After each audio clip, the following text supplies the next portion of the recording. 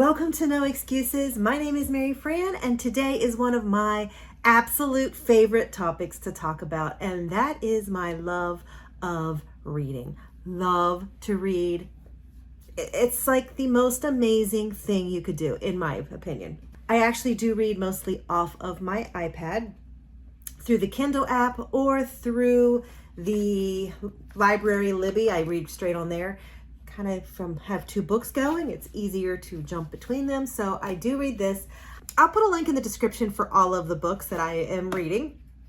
I do have one book that was a new release, and I do have one that is from Prime First Reads, which is a chance to read a book before it's released, and you can read it. And so one of them is there. And then some of the other ones are actually also from Prime Reading. If you have a Prime membership, by all means, check out Prime Reading. It's free books. I've read some incredible reads. I have read some that are just like ho-hum, but I've read some incredible books. And today is no exception. I did read some incredible books, and I'm going to share them with you. Now, the first one I'm going to share with you is actually not one of my free ones. It's not from Prime Reading.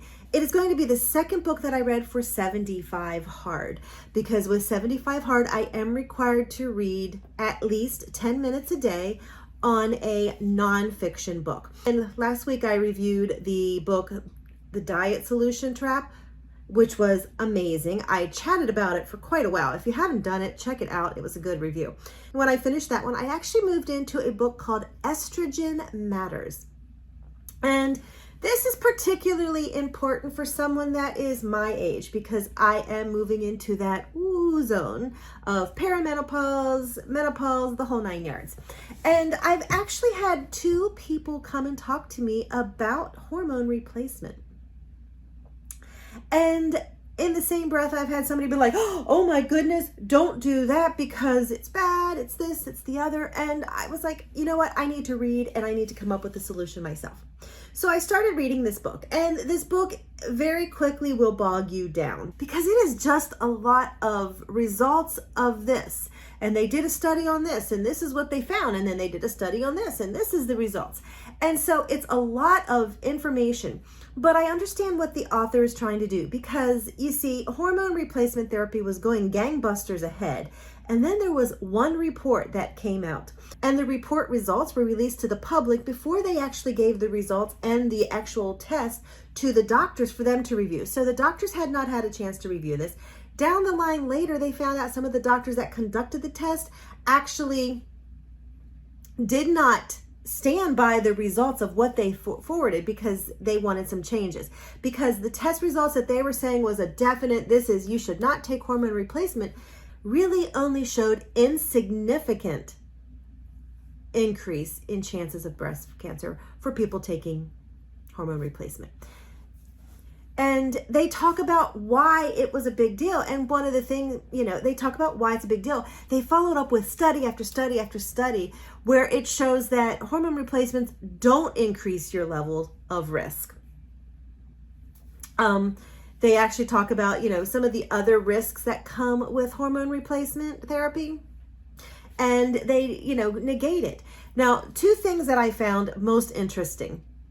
Number one was the fact that the doctor actually talked about how when somebody and a scientist has their mind set on this is a bad thing, they will, if the results don't show what they expect, know, whatever, they will start, and they can start to data mine. And what data mining is where they will actually go in and they'll say, okay, it's not an overwhelming, yes, this is bad, yes, this is good. So let's go ahead and try to find information. And this author actually talked about how, hey, we can data mine, and we can find out that like flight attendants from Finland are a little bit higher percentage risk of this. It's only like a 1%. And they actually talked about it. They're like, well, we can actually say that if you are born under the such and such astrological sign, and your first name starts with the letter M, and your mother was between the ages of this, and that, yes, you might be more prone to have that disease. but they were like searching for clues because, like I said, your name starts with the letter, whatever. And that's data mining because they can kind of manipulate stuff to make it there. So what this author was saying is that those results that became like the golden standard, he said they were actually only showing very insignificant increases. The other thing that I found very interesting in this book is the fact that this author's daughter ended up needing to ended up with some issues related to perimenopause and menopause. And she went to her dad and was like, what do I need to do? And he said she was very shocked because typically he was like, here is what you need to do. This is what I highly recommend. And in this case, he didn't give her the 100%, this is what you do. He basically said, honey, you need to weigh out the risks and the benefits. And then you need to make a solution and a decision for yourself. And that actually is such good advice because so much medication that they want us to take has side effects. And we have to weigh it out. For example, the doctors wanted me to take a whole lot of medication for the GERD. That has a lot of side effects, but I took it because I didn't want the benefits of, I didn't want to have to deal with what GERD was giving me. So I took the medication, but I eventually found out that that medication didn't help me. I was upping my risks from the medication, but I wasn't lowering the issues to start with. They were staying the same. So all I was getting was risks. So I stopped taking it because I'm like, it didn't make a difference. So for me, that didn't work. However, if it would have taken away every issue, I would have been like, yeah, it's worth taking. So I think for every medication we take, even if it's one that the doctors say, I honestly think we need to be very proactive in our health. And we need to say, what are the risks of this? And what are the benefits of this? Because sometimes they don't really equal out. And so I thought that was very, very neat. And, it's a good thing. But that was my nonfiction book. Moving on to the fiction. First book I read was The Crash. I really like this author. And in fact, sometimes her books are actually on there as your prime reading. So, you might be able to read some of hers. This one was not. It was a new release here at the end of January.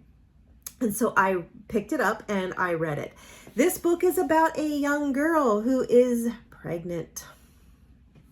And she finds out something horrible, so she just wants to go visit her brother, who's the only family she has left. And she is in a car crash. And she's, of course, rescued by a gentleman. Now, the crash happens in the middle of a snowstorm, and this gentleman's like, we cannot make it to the hospital. It's like 30 minutes away. It's like, whatever, it's too long. We're not going to make it because there's a couple feet of snow here. I'm going to struggle just to make it home. So he takes her to his home. And she, let's just say she's put into the basement. And good book. This author did not disappoint. It was a good book. It was a good read. Kept you on the edge of the seat, kind of flip-flopped you around a lot where you think you know what's happening and then you're like, oh, that's not what's happening. And then you think you know what's happening again, but you're like, oh my word, that's not what's happening. So a really good book. Once again, this book was awesome. Happy, very happy with it. I have no problem with it. I would recommend it. I would highly recommend it. I would rate it a 4. For me, I rate on a rank of 1 to 5. 5 is the tops and 1 is the lowest. 3 is just a good solid read. This is a 4 for me. So yeah. The next book I read was called The Flower Sisters. This was one of my prime reading books, and it is about 2 sisters in the 1920s, and they were identical twins, and they decided to switch for various reasons that you will find out throughout the story, but they decided to switch their identity for a night, and they're like 18, 19 years old. So the one girl went out in place of the other girl, and disaster happened while she was out. And she died. She died bearing the identity of her identical twin sister. And so then the story jumps ahead to 50 years later, and you have one of those identical sisters, obviously the one that lived, living her life. You can kind of guess maybe what's happening, but you really don't know. Which twin is it? Because they switched identities. Did they switch back? Did they not? And the town just doesn't want to deal with this, because this tragedy that the twin died in was like a town-wide tragedy.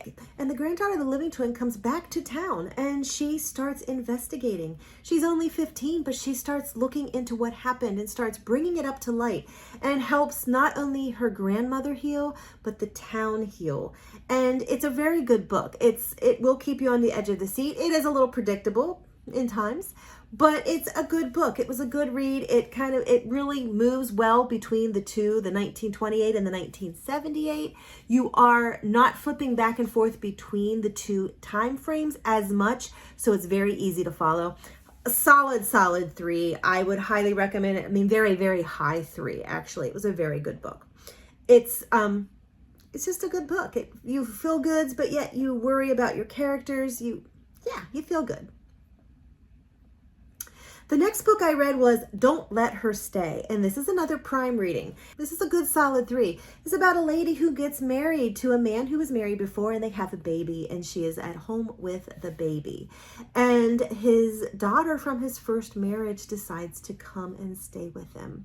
And almost immediately, this lady sees that the daughter treats her like crap. But then when the father is in the room, she is good as gold and is like, I just don't know why she doesn't like me. And so you're in this midst of all this angst. And the lady that's married is like worried about her newborn baby, because this girl just is kind of acting crazy and doing stuff. And, and so the story just starts to escalate, and, it's just tense, and this mother just wants to get out. So she starts to get out, and things just escalate. And, there's a twist, and you see that maybe this girl is innocent, maybe she's not. And it's a good book, keeps you on the edge of the seat. Highly recommend it. It was a free read. I mean, what can I say? Like I said, high 3, maybe even a 4. The last book I read was called Missing in Flight. This one was a first reads on Prime.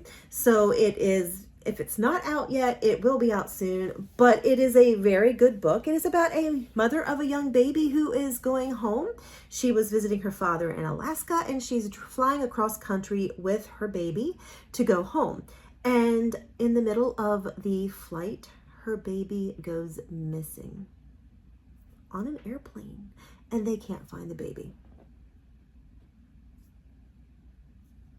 In the midst of this, there's angst with her husband, there's issues with her husband, and the story is all portrayed on the airplane, or, with her talking to different people. And, they search the airplane's not there, and of course there's bad weather, which puts them in different places. And it's a good book. You're just sitting there reading and going, where could this baby be? And then they lead you down a path. Is she crazy? Was there really a baby? And you're left questioning yourself, because you're like, I don't know which way. The book is very good. It was a very, very good read. And once again, high 3, possibly even a 4. Just a really, really good book. I would highly recommend it. It first reads, if you're on Prime, go check it out. And if not, links are all in the description. So that was a good book too. So that's what I read this week. I read 5. Now, admittedly, I did take an afternoon and just read the afternoon away. And then there was one time that I was reading in the afternoon and I just couldn't put it down. So I read pretty much all night long. Guess you can do that when you're unemployed. So that's a positive.